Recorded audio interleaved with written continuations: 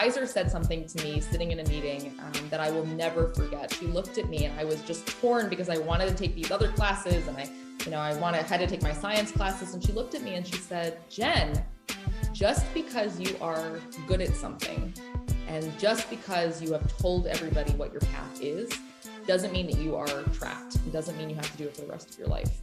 And it doesn't mean that you are required to complete the path you have set out for yourself. And that was an absolutely transformative moment for me.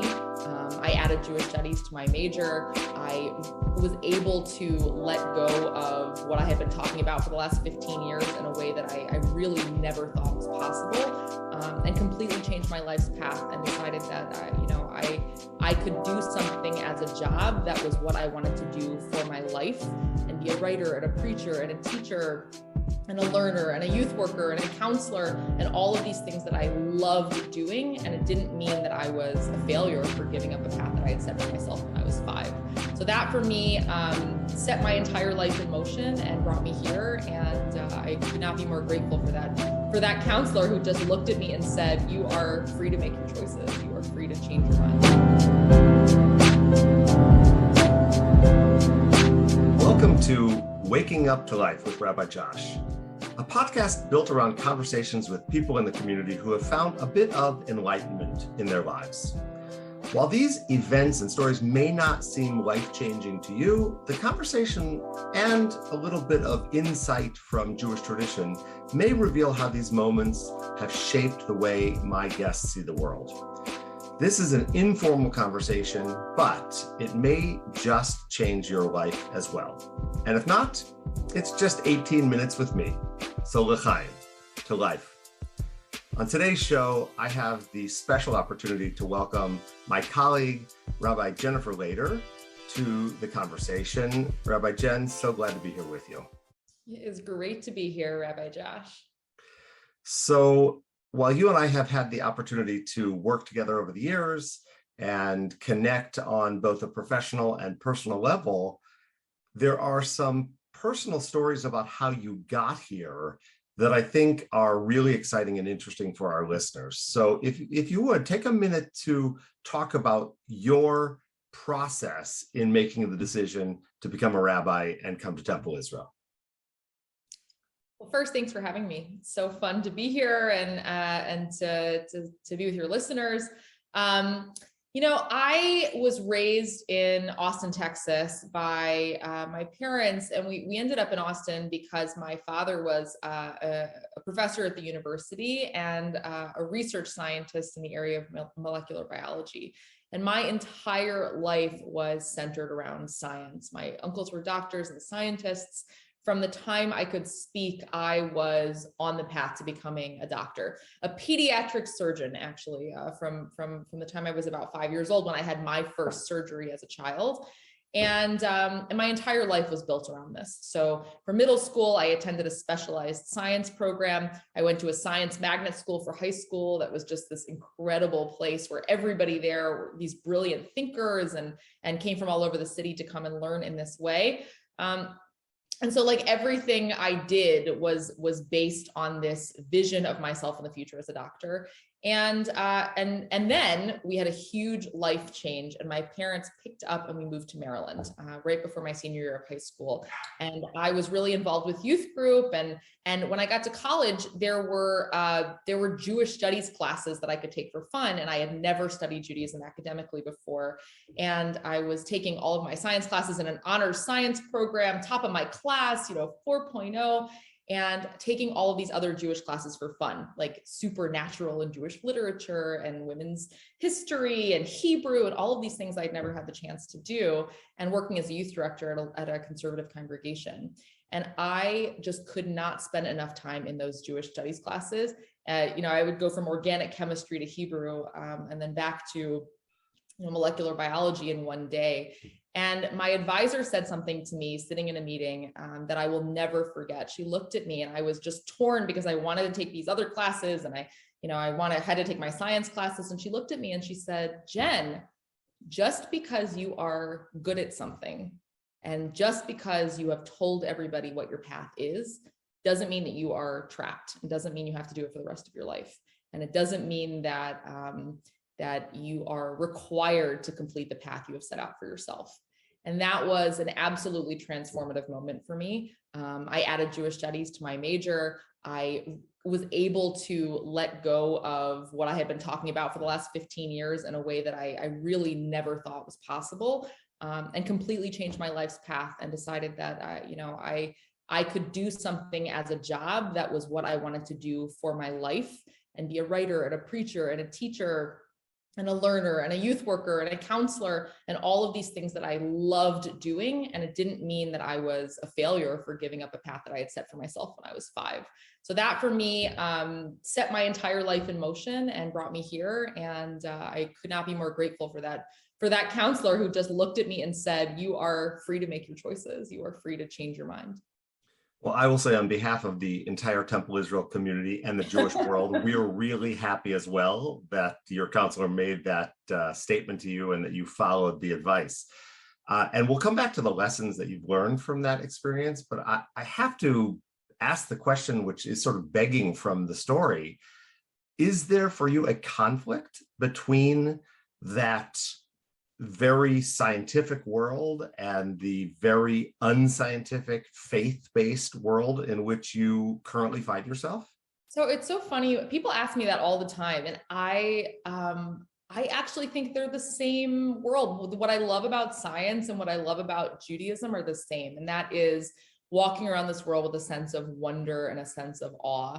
My science of choice was always biology. My dad's a biologist, and from my first memories were outside in the backyard looking at the patterns in the leaves. And I cannot help but see magic in the world around me. And that's why I was always drawn to, and I'm still drawn to science, and I still love the natural world. And that's why I'm drawn to Judaism too, because they are just different lenses by which to view the world's magic and try to understand my place in the world.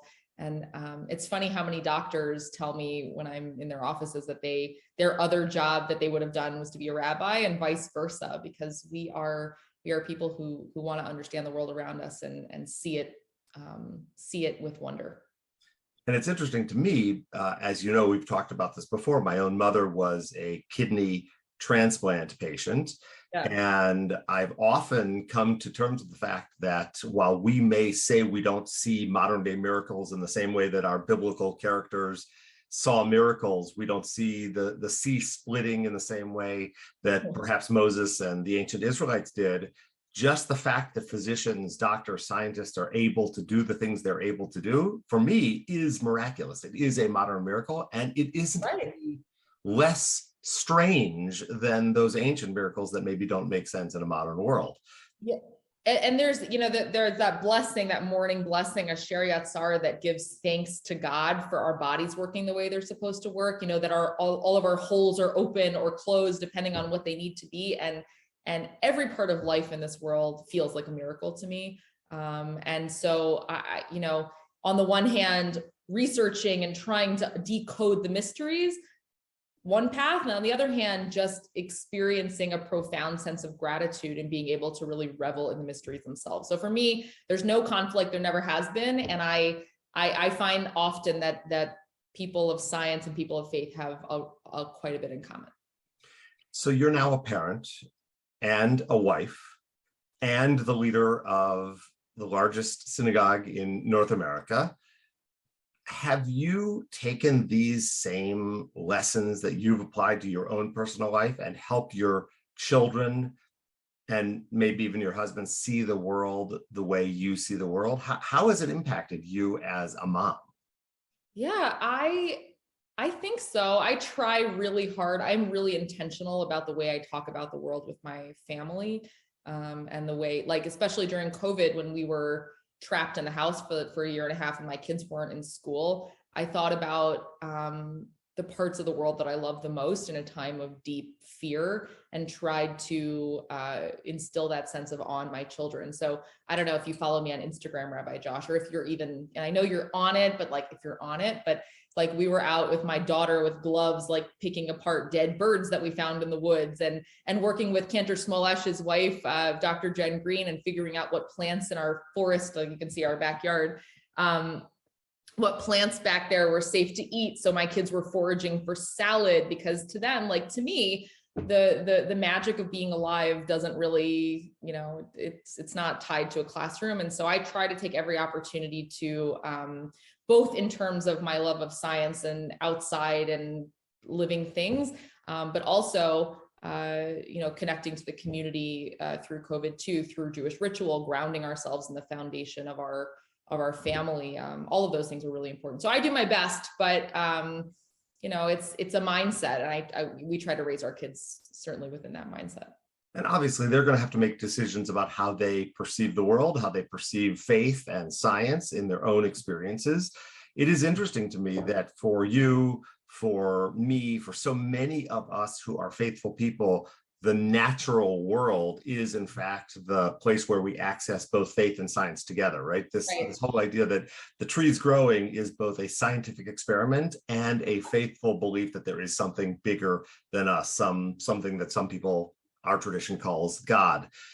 But we are living in a strange time. We're at a time that during this pandemic, science in some ways has been attacked. So how do you now see the world maybe differently in this, whereas you chose a faithful understanding of your personal and professional life, but you also have this deep connection to science. How do you feel about what's happening in terms of the community sort of attacking science as not necessarily truth the way that we used to think of science?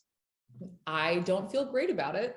It's very frustrating to me. It reminds me of that story of the guy in the boat and the guy in the house, and the whole place is flooding, and the emergency vehicle comes by, and the guy says, no, don't worry about it. God's going to save me. And then the boat comes by and the river, he says, no, God's going to save me. He ends up on the roof. The helicopter comes by.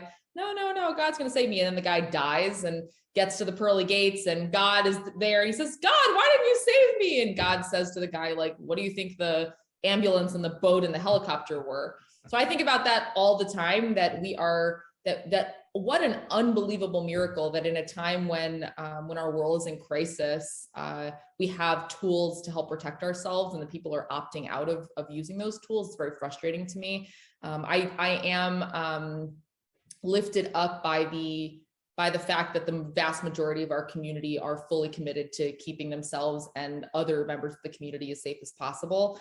But it's very frustrating for somebody who sees science as an outward stretched arm of miracle and divinity, and to have people opt out of using that and use God as an excuse. That's a very frustrating experience.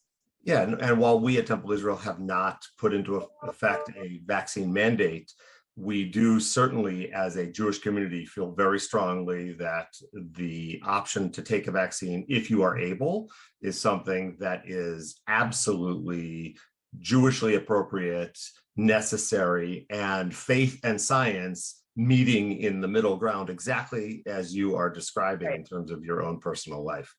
So I want to get back to what you said earlier. You made this very deep shift, but it was because of a lesson learned from that counselor who said to you that just because you say something, just because you love something, doesn't mean it is the only path.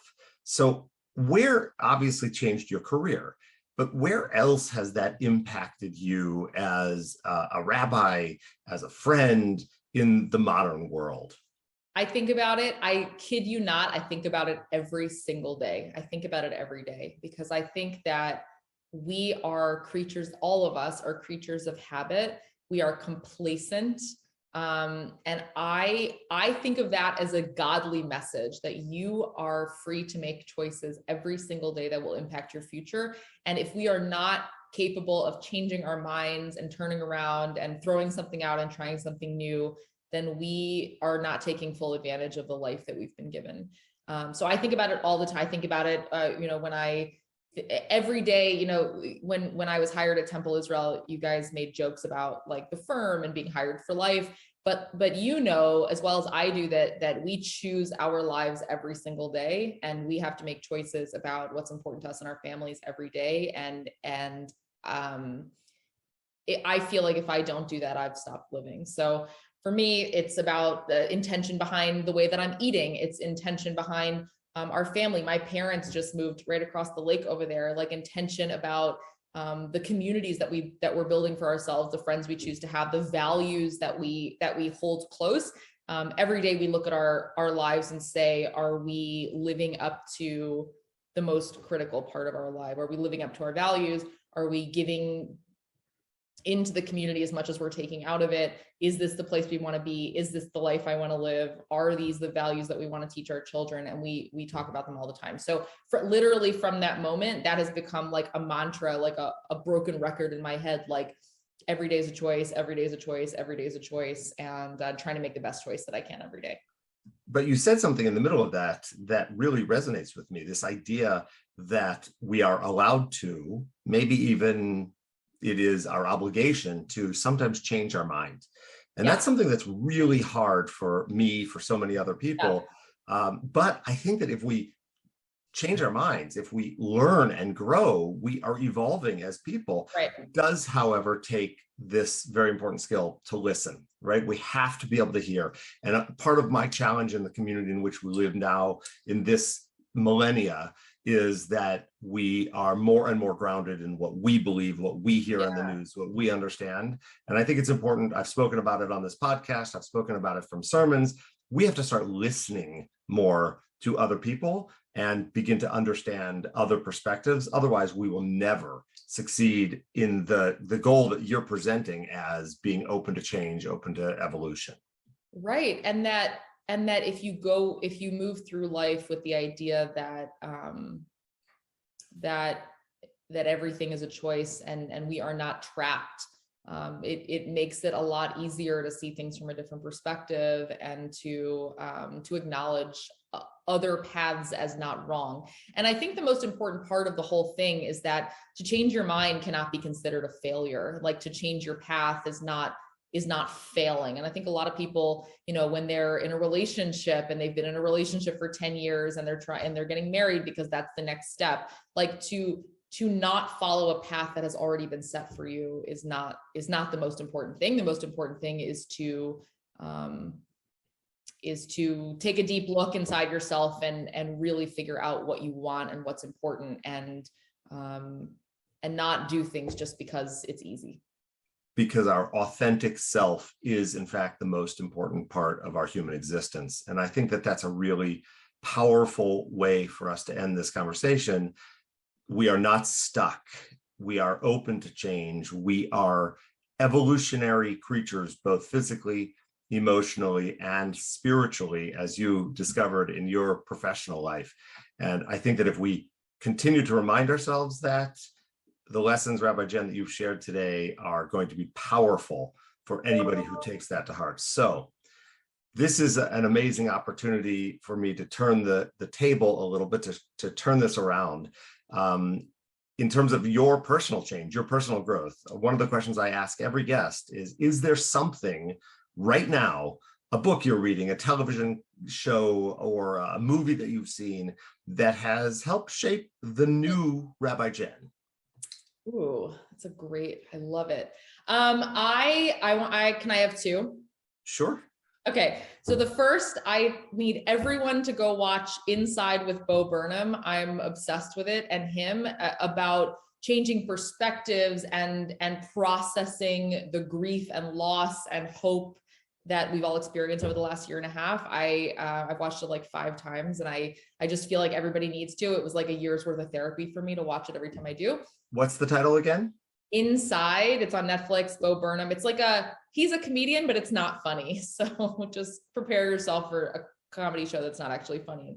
But that's number one. And number two, I have taken the last the pandemic to reinvigorate my love of reading. And I am a voracious reader, and I am constantly exploring other narratives. I read fiction only. So I really love getting myself like out of West Bloomfield and into like a completely different time and place and person.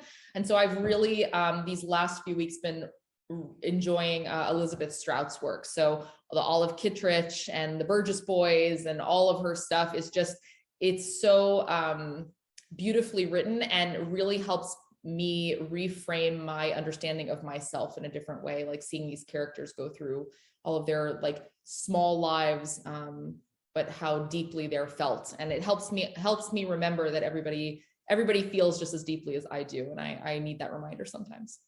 Those are fantastic recommendations. We all now have some winter hibernation reading and television to watch, hopefully as we maybe even hunker down a little bit in this new wave of the coronavirus. We have something to do to keep our minds evolving. Rabbi Jen, it is really a pleasure to have had you on the show, but also really a pleasure to call you a friend and a colleague. Thank you so much for being here. Thanks for having me. So here we've come to another end of a podcast, Waking Up to Life with Rabbi Josh. Thank you all for joining us. Thank you all for listening and being open to the changes that may come in your life. I hope that you will continue to thrive, to grow, to be who you are destined to become, and continue to wake up to life. L'chaim.